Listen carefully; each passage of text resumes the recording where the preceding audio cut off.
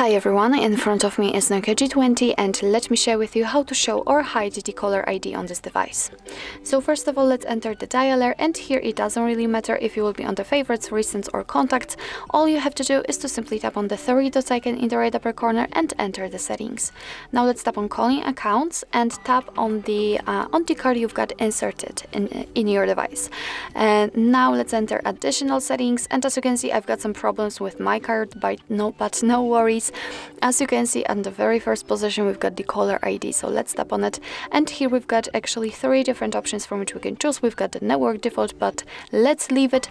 We can hide or show the number. As you can see right now, the show number option is active, and under the caller ID we've got the information which will explain to us what's going on. So we've got the caller ID shown, so the number will be displayed in outgoing calls, and if we would like to hide the ID caller, the caller ID, and then the number will be hidden in outgoing calls. So actually this is it. This is how to show or hide the caller ID in your NOKIA G20.